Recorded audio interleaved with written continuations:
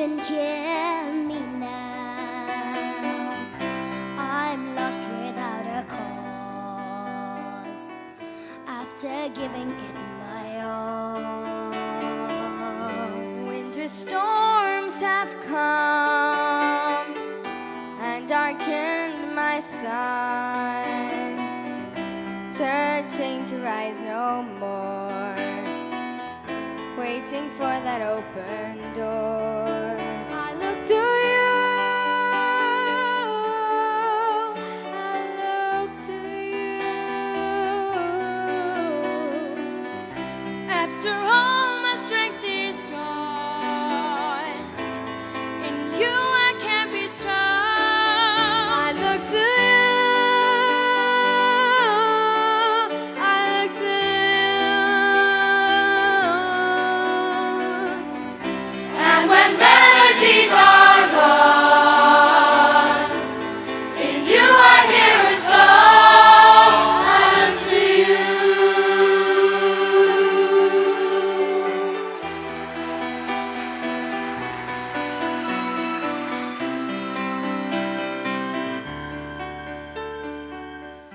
About to lose my breath, there's no more fighting left, sinking to rise no more, searching for that open door.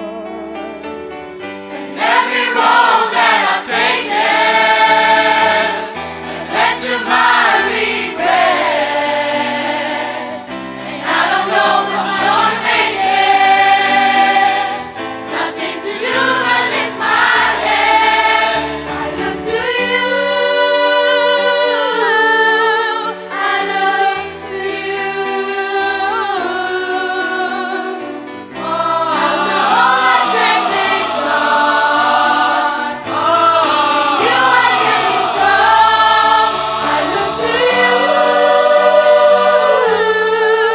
I look to you.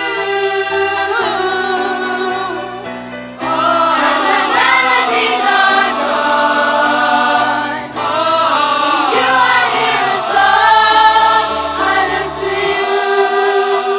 My levees are broken, my walls are gone, crumbling down on me.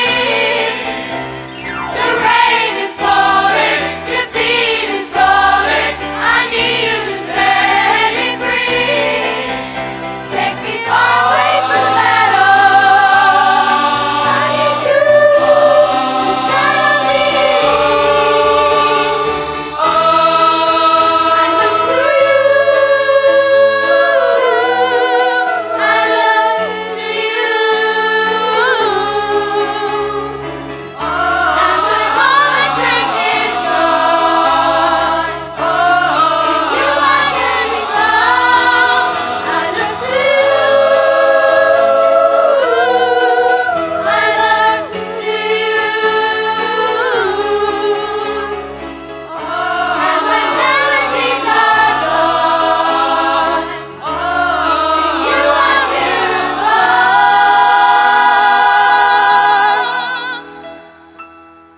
I look to you,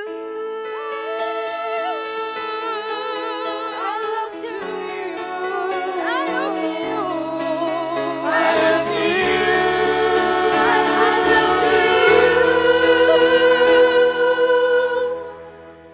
I look to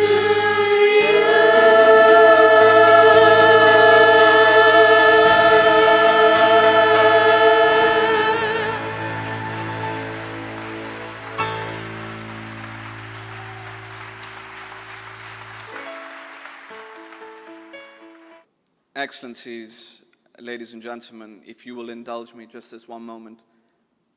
Those were young students of GEM schools, and they had 1 day's notice, and I speak with a tremendous source of pride at what they've just done, and thank you to the team.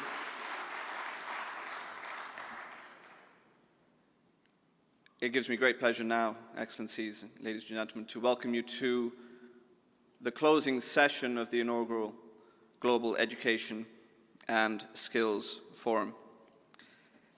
Would you join me in inviting to the stage our distinguished panelists for the closing session, His Excellency Mr. Marwan Ahmad Al Sawaleh, Assistant Undersecretary, Ministry of Education, UAE, and His Excellency Shashi Tharoor, Minister of State, Human Resource Development, India.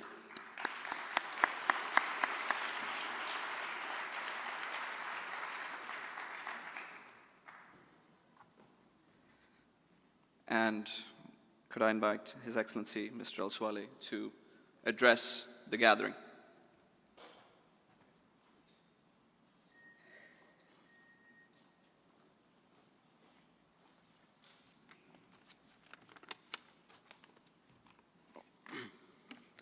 Your Excellencies, ladies and gentlemen, good afternoon. I am pleased to be here with you today in this prestigious event and would like to convey to you the greetings of His Excellency Mr. Hamid Mohammed Al-Qatami, Minister of Education in UAE, and his appreciation to this forum and its distinguished participants representing various countries around the world. I would also like to thank the organizers of this international event, James Educational Foundation, for inviting us to the event. Ladies and gentlemen, the United Arab Emirates achieved many accomplishments during its educational development processes. With the support of our political leaders and our desire to reach the best educational level. This makes us more determined to achieve international competitiveness, especially with the results acquired from building modern, developed schools that contain advanced educational as well as entertainment facilities. We are proud to say that the most of our schools nowadays in the country are supported with technology and modern infrastructures. I would like to take this opportunity to highlight some of the main strategic initiatives launched recently by Ministry of Education. First, Mohammed bin Rashid Smart Learning Program. Through the developed infrastructure of our schools, we were able to launch Mohammed bin Rashid Smart Learning Program in 8 schools this year. The program will be implemented in 8 more schools in the coming days, in preparation for implementing it in all of our governmental schools in the next 4 years. The program ensures a developed educational interactive environment that uses ICT technologies and help in facilitating communication while developing the students' performance levels and self-learning. Another initiatives, e-bags and e-libraries. The Ministry of Education was able to develop a digital library which comprises of 11,000 educational contents available in both Arabic and English languages. The Ministry also developed an electronic bag that is available now through Apple stores and the Ministry's website.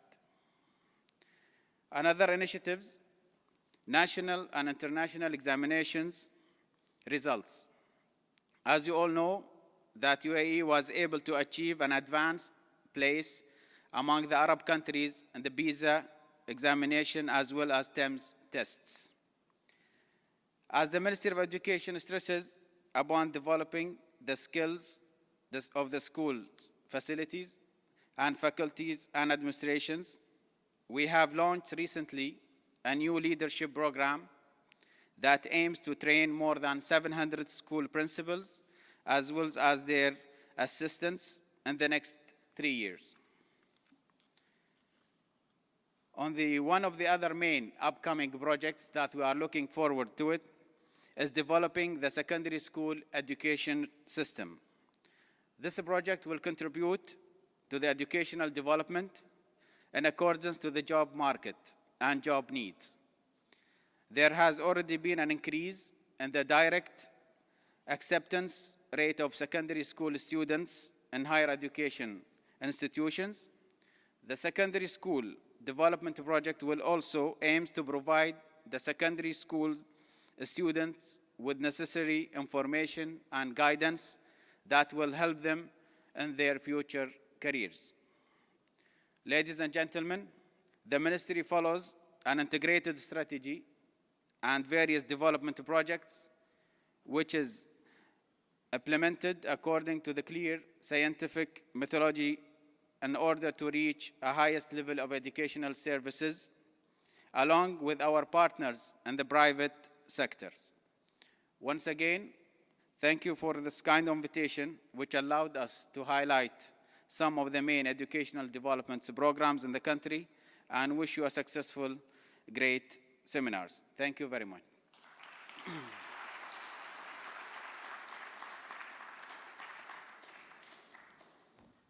Thank you, Excellency. Could I now invite our Honorable Shashi Tharoor to give us his thoughts in allowing us to close the forum.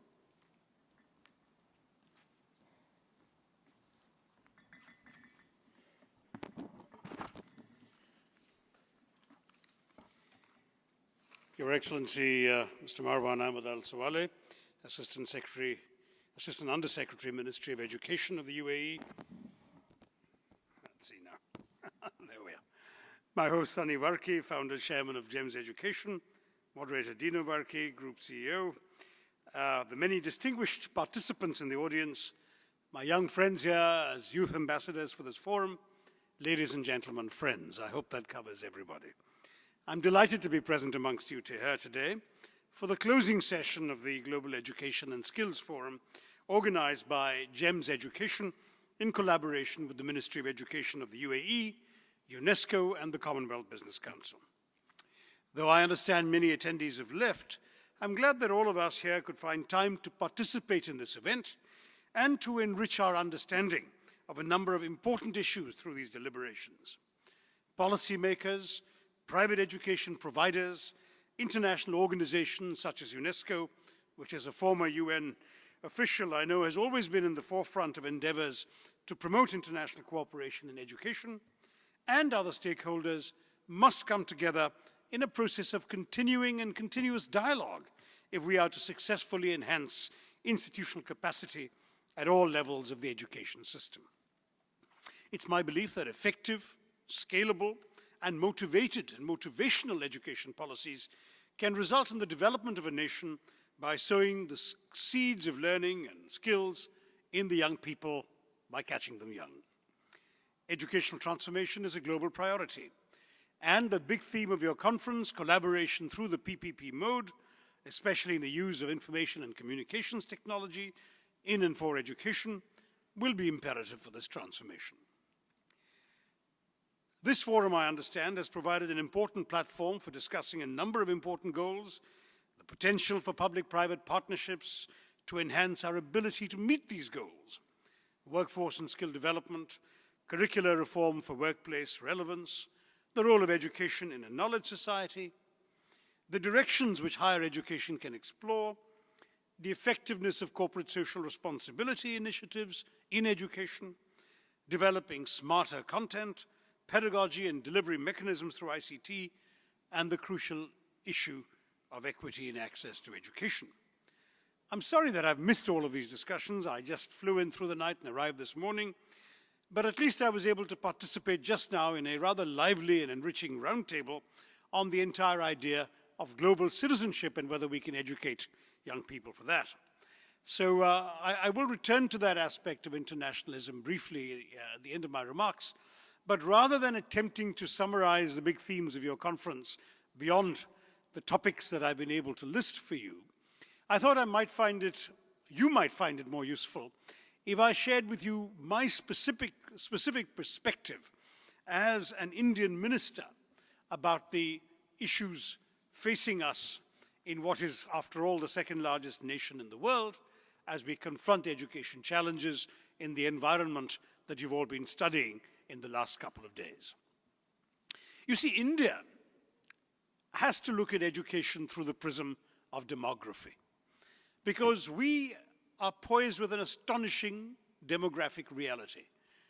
We are the youngest country in the world. We have 560 million people under the age of 25. If you just take the children of school and high school going age from 10 to 19, we have 225 million of them. Now, what does this mean in practice?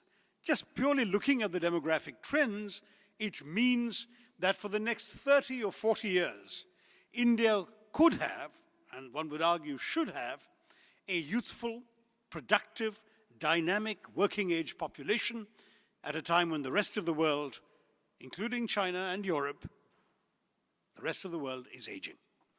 That is, in fact, what the trends project. If you look at global United Nations figures for average ages, in the early 2020s, less than a decade from now, Europe will have an average age of about 46, the US will have an average age of about 40, Japan will be at 47, China will be heading towards 49, and India's will be 29. The International Labour Organization, the ILO, has concluded that in 2020, if you just look at the key working ages of 20 to 24, when people begin to enter the workforce, India will have 116 million young people at that age. China will only have 94 million. So suddenly, India is poised to become the workhorse of the world, to have a population that can absolutely help boom the Indian economy, as well as contribute to those economies which need younger labor forces, and those economies which need to purchase products from countries that have young labor forces. But all of this will only happen if we get one key thing right, and that is education and skill development training.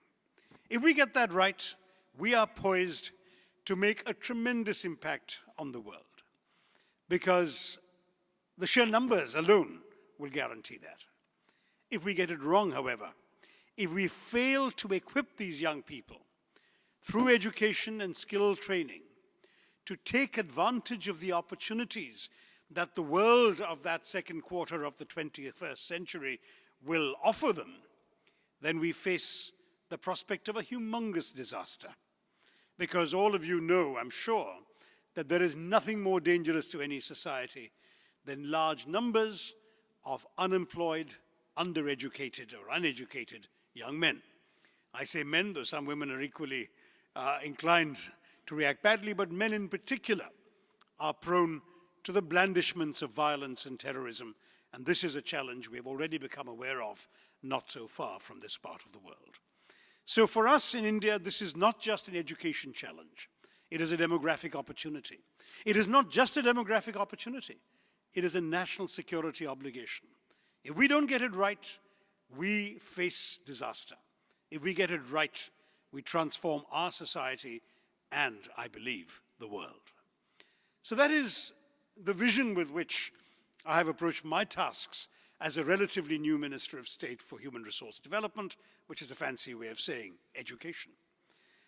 What are we faced with as a country? Let me try and summarize the narrative of what we've done. It may have echoes in other developing countries, certainly formerly colonized countries, in 4 E's. The first E that we needed to focus on since independence in 1947 was the E of expansion. Why? Because the British, after 200 years of colonial rule, left us with 16% literacy. Our first census as an independent nation in 1951 showed we only had 17% literate people in our country, and only 8.5% of our women could read and write. A horrendous statistic. We have now taken that up 65 years later to 74%. And we are acutely conscious that isn't good enough. Because if 26% of 1.2 billion people don't know how to read and write, we have the world's largest population of illiterate people as well. So it's not a failure, it is an inadequate ratio of success, and we need to plug away at that. But look at the scale of the expansion challenge. We've gone from 30 universities at the time of independence to 670 universities today. We've gone from about 700 colleges to 35,000 colleges today. We've gone from 400,000 students in higher education to 20 million in higher education today. And we've been enrolling children in the school system. I'll come back to that in a minute. Expansion has been the name of the game in our country. The second D is that of equity, of access to education. Because the fact is that we are a society in which, and not just under the British, but before that as well, a number of people were excluded from educational opportunity. And we needed to include the excluded. We needed to try and ensure that people who were denied the opportunity of education by birth, whether because of gender or caste or religion or region or language, that they could come into it. And so that second E of equity, of promoting access, became a big issue for us. In fact, just 3.5 years ago, in 2009, our Parliament passed a Right to Education Act for school children, which ensures that it is now a matter of constitutional right for every Indian child to go to school. Every Indian child between the ages of 6 and 14 is entitled to 8 years of schooling by constitutional right. And that means if in the old days a kid wasn't in school, it was the parents' fault. Today, if a kid isn't in school, it is the state's fault. And that has created an enormous spur of enrollment. I think many of you being educational professionals know what a gross enrollment ratio is, a GER. The GER is a percentage of those in school against the estimate of the population at that particular age bracket. Well, we have done so well in enrolling children into our primary schools that our GER today in primary level is 111%. We've actually enrolled more children than we thought existed in that age group. And that has been actually a very significant transformation of the question of access to education in our country. Mind you, I don't want to sound complacent, because the next challenge of that has been that 111% by the time you get to the 8th grade drops to 69%, and by the time you get to the 11th and 12th grade, it drops to 39%. So a lot of people are not staying in the school system, which is a different issue, but I'll come back to that as well. So expansion and equity were understandably the major focuses of our educational policies for the first 6 decades after independence. In the process, I fear, we lost sight of an important third E, and that is the word excellence. The quality of education became secondary to the quantity of options available to our population. Again, as I said, this was understandable, but I'm afraid it wasn't good enough. So we have a situation in which some of our best institutions produce outstanding world-class graduates. But these institutions are islands floating on a sea of mediocrity. Today, the IITs, the Indian Institutes of Technology, to take just one example, have become such a brand name in America because so many of their products migrated to America in the 60s and 70s, founded companies in Silicon Valley, and helped spearhead the transformation of the computer revolution around the world, that the name IIT is now spoken of in California and Silicon Valley with the same reverence as MIT used to be. In fact, the respect for Indian scientific and engineering education has now grown out of all control, so that it's now become part of the new stereotype. You know, when I was a young student going abroad for the first time, the stereotype about Indians was either poor, emaciated people with begging bowls or half-naked fakirs lying on beds of nails. Today, the stereotype is that every Indian must be a software engineer or a computer geek. In fact, a friend of mine who, like me, did his honors degree in history, found himself being accosted at Schiphol Airport by a perspiring and anxiously perspiring European saying, you're Indian, can you help me fix my laptop? Now, this transformation is a result of our education system, because when I went out to graduate school in 1975, I discovered that every single graduate of an IIT was guaranteed a scholarship somewhere in America. If you came first in your graduating class in IIT, you probably got a scholarship to MIT or Caltech. If you came at the bottom of your graduating class at the IIT, you got a scholarship to, I don't know, Rensselaer Polytechnic or the University of Oklahoma. But just getting into an IIT showed that your quality was higher than that of the average applicant to an American graduate school. That's the kind of reputation these institutions have. And there is a famous story of the founder of Infosys, Mr. Narayana Murthy, who was asked by an American television channel what his son was going to do, where he'd applied. And he said, well, my son has applied for the IITs, but I'm not sure he'll get in. And the interviewer said, so what do you think he'll do if he doesn't get into an IIT? And Mr. Narayana Murthy said, his safety is Harvard, he'll go to Harvard. And this created some astonishment in America. But the footnote to the story is that a few months after this interview, the son didn't make it to the IITs and got a full fellowship in Harvard. And the reason is, of course, that Harvard takes about 10 or 11% of all applications.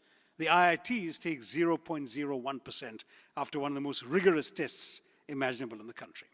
So you've got this unevenness. I went too long about IIT. I know that GEMS is much more in the school education space. But I mention this to draw the point that we have quality in the country, and yet it is rare. There are just a few institutions that produce that level of quality, and that once you get beyond them, you will speak to Indian employers who tell you that they are finding that the graduates they are hiring are essentially unfit to be hired. That they need remedial training, and I don't just mean on-the-job training, which any company today would do for a new recruit.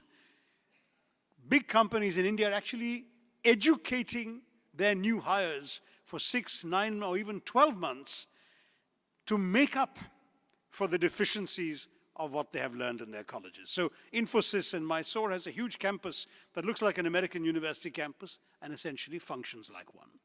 So employability is the fourth E. We must have an educational system that can employ people. And that doesn't just mean the IITs and the engineering institutions. It means that those who are not able, capable, or interested in going into those institutions should have a worthwhile available alternative. And that alternative must lie in vocational training. Because ours is a country where there is a crying need for this. For 3,000 years, our culture has been that if you wanted to be a cobbler or a carpenter, you'd better have a father or an uncle who's a cobbler or a carpenter, because nobody else is going to teach you. Knowledge was transmitted through the family tree, through the gene pool. We need to get beyond that. We need to create a system in which people are able to offer instruction, that they are trained to do that, and that institutions are set up where somebody who doesn't have carpentry in his ancestry or doesn't have plumbing or masonry in his ancestry can still learn these trades, which will enable them to find work in India and abroad. It is said that today in India, a land of 1.2 billion people, there is a nationwide shortage of masons because so many of them have been hired by the construction industry in Dubai and in the UAE and the Middle East in general. That is unforgivable. There are lots of people waiting to be trained. We need to make this possible. But how do we catch them? We have concluded it's essential to catch them at the high school stage. We have decided that the vocationalization of high school education is not the same as dumbing down your high schools. It means offering that option. If we can now create enough children who have an opportunity to study vocational trades during their high school years, that they will then not necessarily join the long queue of people getting into third-rate colleges and institutions which will give them paper degrees that still leave them unemployable. Instead, they will go and learn useful skills, whether it's carpentry, plumbing, masonry, auto mechanics, welding, whatever it may be, that actually are skills in demand in India, outside India, and across the world, and will become even more in demand as those populations age and their available plumbers and welders and so on will become too old to work. They will need, again, labor from countries like India. So this is the vision. How do we get in this vocational professional training in our system? Whether it's in training institutions, whether it's in polytechnics, they first need children who've already been exposed to these opportunities in high school. And that's, again, an area we need to get involved in. We have now a Prime Minister's advisor on skill development, and it's actually from the private sector. We've been talking in this conference, I understand, about public-private partnership. There's an interesting approach. We are getting in the former chairman of the Tata Consultancy Services to lead a skill development effort in our country, and he is advising the Prime Minister, working with the National Skill Development Council and with schools and with our ministry in order to ensure that skilling becomes as much of a priority now as education. And public-private partnership has to be the way to go in this direction. Because who knows better what the marketplace needs than those who are active in the marketplace? We in government inevitably function with a different mentality. The processes of government are different from those of the private sector. But private sector institutions can tell you what are the skills you need, what kind of education do you need, what can you actually use as employers. And so we are now very consciously and deliberately promoting greater interface between academia and industry. At the university level, we're creating research clusters in some of our best universities where companies can come in and actually say to research professors at universities, let's work together. This is the kind of product we think has a market. Do you have bright PhD students or whatever who can work with you in helping research such and such application? Why not? We're not embarrassed about that. We'd like to see that kind of thing happening much more.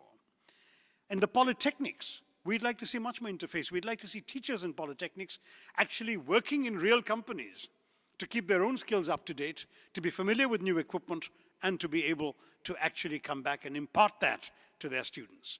And we'd like the students to have not just summer internships in real companies, we'd like the students of polytechnics to actually have as part of their education a real period of time, perhaps as much as a full year, inside a real job in a real firm, using their hands-on skills so they come out with a polytechnic degree that actually assures an employer they're worth hiring.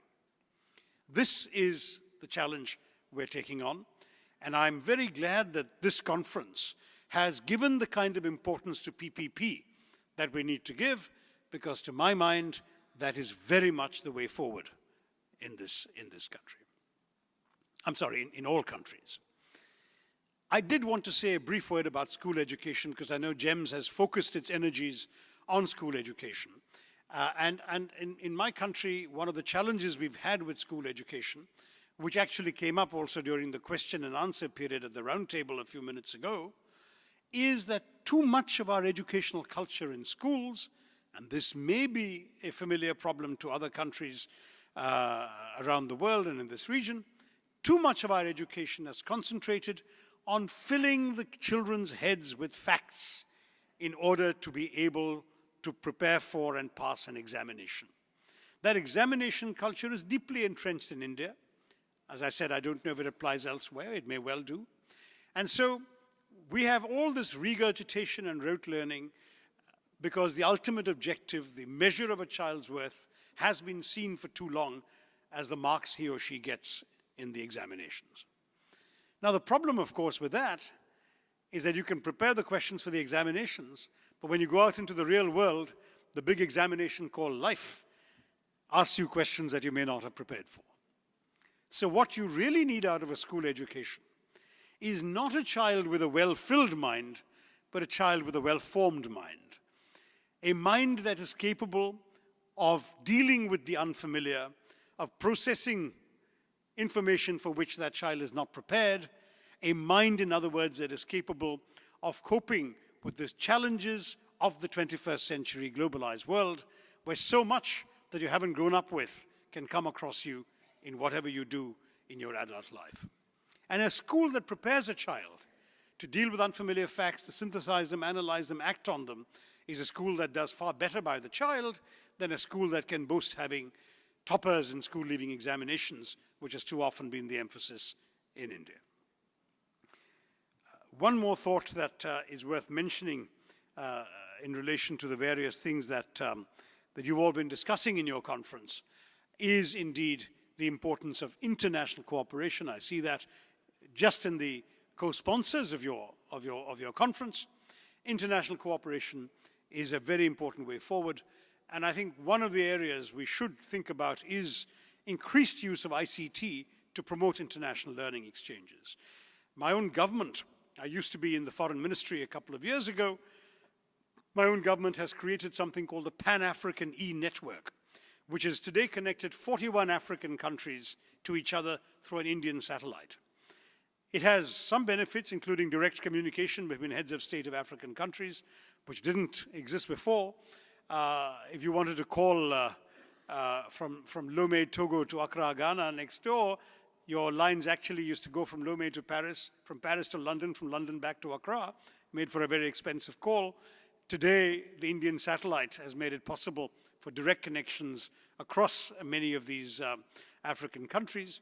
But beyond that, we are using the satellite to permit distance learning. So I was in Addis Ababa a couple of years ago, and I saw African students in the capital of Ethiopia in a classroom listening to a live lecture from an Indian medical professor in Chennai in India. And that kind of connection is also part of the way forward, where we can give strength to this whole notion of international cooperation by bringing some of the best educational possibilities through international video conferencing and ICT technology into the classrooms of people. Just as I understand President Clinton addressed you by video conference, we can have professors from the best schools and the best colleges doing, as part of their, if you like, international social responsibility, lectures for poor students in Africa, in the Middle East, in India, and giving them an opportunity to benefit from the learning and wisdom of these professors as well. Before I close, just a word of caution. Effective policies are useful only if they can result in implementable plans. And once again, therefore, I'd like to congratulate the organizers and stakeholders here today for having taken the initiative to create a forum for sharing of global best practices. Sunny Varkey was telling me he wanted this to become the Davos of education. I'm looking forward to that prospect. Davos began in a much smaller scale than you have begun, and with already much less attendance. It was essentially a European forum for the first few years. You have already become much more global, much more international in your first outing. So I wish you luck in creating and building up this forum, sharing global best practices, and catalyzing an education transformation in all the countries engaged in this effort. I do hope the delegates to this event will go back with a newfound sense of purpose about the true potential for cooperative endeavors in this most crucial field of modern education. We are dealing with the most important material that the good Lord has given all of us, and that is the human child. Gabriela Mistral, the Nobel Prize-winning poet, famously said, "Of all the things that we can do wrong or bad in this life, the worst sin would be neglecting the child." To the child we cannot say, "Wait till tomorrow." Her name is today. Let me leave you with that note of urgency, congratulate you on your efforts, and hope that this conference and its successors will continue to work for the uplift and the transformation of education around the world. Thank you very much.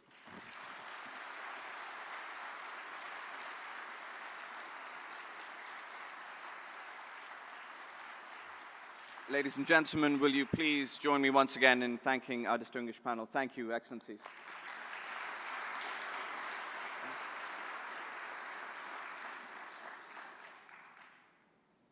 I believe sincerely that we have made some very powerful connections over the last few days.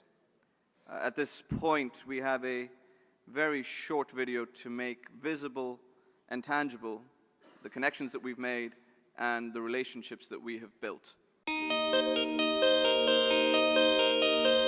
Welcome to our first Global Education and Skills Forum.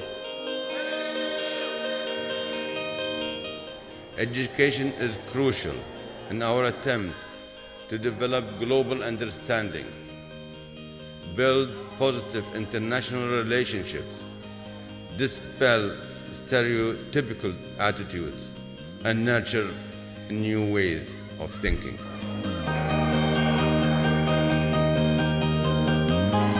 If we do not develop our human capital, then it's not merely that our society is poorer and individuals don't get the opportunities they need. Today's economy depends on educating people to be creative and to innovate. That's how economies succeed today. It's a very wonderful chance to share ideas with many educators from all around the world. Learn more about private education worldwide. There's a lot to learn about international experience with public-private partnerships specifically, but also more generally about education reform. We know that there are 250 million children who today cannot read or write. We know that there are almost 1 billion people who are illiterate. And we also know that today, not tomorrow, today, we need 1.2 million new teachers. When we talk about public-private partnerships, when we speak about meeting challenges together, this is what we're speaking about.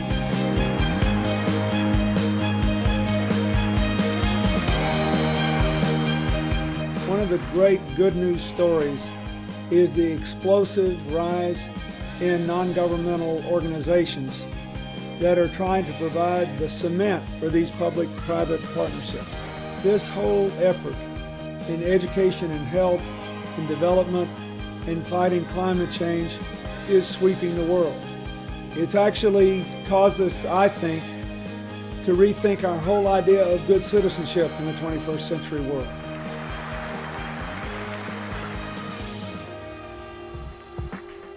We are here because we are all unified in our belief that education represents the most significant challenge that we must overcome if we are to address and solve the world's most pressing problems. I'm pleased that this forum is one of the first major events being organized under the United Nations Secretary General's Global Education First initiative. Public-private partnerships are the future of almost everything. Working with others and partnering with them, whether civil society, whether government, private sector, those are the kinds of messages and initiatives I think that are critical for prosperity and success. People really want to hear practical market-driven solutions, and I think that that's what I hope will be really furthered by this forum. But more and more, I think, focus and investments will go into online learning because of their ability to reach and the ability to be flexible. With the private sector and the public sector together, we can bring in much more innovation. Education and skills are at the heart of the development of every country. The education is the key to a sustainable future of Burundi. Look, it's a tremendous honour to be invited to such a forum. It's incredibly important. To solve educational issues of this magnitude, we need everyone involved. And so opportunities like this enable me to reach out to people in the corporate sector and other governments. And also there's a lot to learn from technological advancements in education. The goal of hosting this forum was to bring together experts from around the world to share new ideas and strategies so that the children of the world have access to a quality education, which in turn improve their employability and enable the communities to be safer and more prosperous. Will you be able to educate your people? You know, we're all in a kind of education race. There's no arms race anymore. There's a skills race, there's an education race. And to come here, especially to Dubai, and to see what is going on at this conference, it's a fascinating window into this world that is so crucial to the future. This conference is enabling us to share best practice in how we dramatically improve education standards and extend to the great majority of young people the education which has in the past only been available to a small elite minority. The mere existence of this forum is a recognition of shortcomings, of a failure to recognize that in the increasingly complex landscape of education policy, there is no one solution. But more than ever, the sheer variety of input at this conference is sufficient cause for a lot of hope. For us in India, this is not just an education challenge. It is not just a demographic opportunity. It is a national security obligation. If we don't get it right, we face disaster. If we get it right, we transform our society and, I believe, the world. The future lies in partnership. Today, there is no reason to have these strict demarcations between the public sector, private sector, and voluntary sector. Meeting challenges together is exactly right. That's the future. Meeting them together. We are just beginning what I am convinced will be a very exciting story throughout the 21st century, and I thank all of you for your dedication to its success.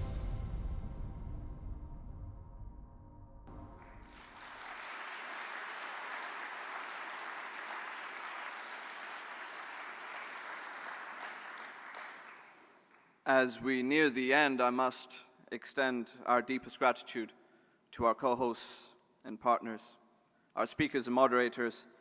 However, most importantly, we would like to extend our thanks to you, our delegates and attendees, for choosing to be here, for choosing to participate at the beginning, a beginning that may mobilize the passion, the commitment, and the will to all those who matter to solving the greatest challenge of this century, extending access to quality education to all. But I certainly do not want to be the final voice that you hear. Too often we attend education gatherings and marginalize the voices that matter the most.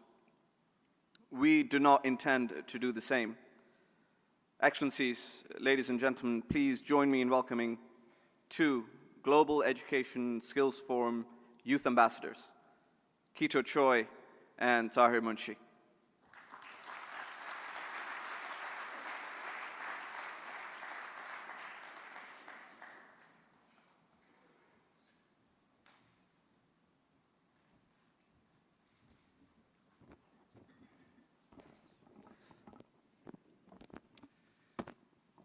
The mere existence of this forum over the last few days is a recognition of shortcomings, of a failure to recognize that in the increasingly complex landscape of education policy, there is no one solution. But more than ever, the sheer variety of input at this conference leaves sufficient cause for a lot of hope. Hope that something can be done, and we hope will be done. Because when countries currently have millions of young people who are unfit to fill the structural gaps left in their labor markets due to fast-changing economies, it is critical that these problems are looked at. The importance of creating educational opportunities in the vocational and skills-based sphere, driven by input directly from the key employers, is critical to ensure that economies can rightly use the vast untapped human capital that today sits idle. But there is an even more pressing problem. I speak, of course, of the problem of access. Because there is no point discussing what a system should do when the systems sometimes don't exist. And this is where there is most promise, because a recognition that no single entity, whether it be a government, a private company, or even an international organization, has a monopoly on right answers is the first step to solving the problems in the education system. And that is the very premise upon which the discussions that have been had rest upon. A community of partnerships between governments who protect the rights of their citizens, businesses that seek to build accountable and efficient institutions, and organizations who seek to uplift those in need is the only answer. Because when a table of decision makers is filled with different people, different outlooks, and different resources, the decisions that are made are ones that appreciate the complexity of the problems in education. But increasing access is not enough. Getting millions of children like us into schools is only the first frontier of the solution. At this juncture, as Tony Blair said on Thursday, it's time to think like a parent.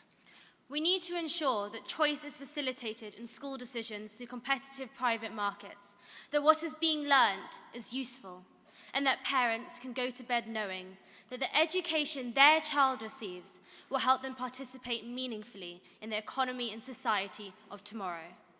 We need to know that the mothers and daughters of this world are not disenfranchised by a system that has left them out of the cold for far too long, and that being born in the developing world doesn't deprive you of a right to learn.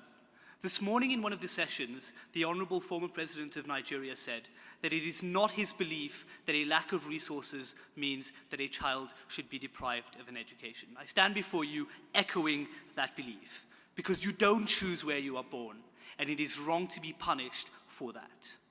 We need to ensure that children know how to use the tools of tomorrow, whether it be a computer, a faculty of critical thought, or an inclusive outlook on those around them. And it can be done. There have been organizations at this very forum who have presented extremely creative solutions to seemingly small but incredibly important problems in the development of human capital. Whether it be DebateMate that puts a confident human face on human capital, or the Qatar Foundation who develops strategies to help improve teacher training and child access, or the Varkey GESF Foundation that operates conscious of its social functions, it is resoundingly clear that these solutions do exist. But these problems don't extend only to access.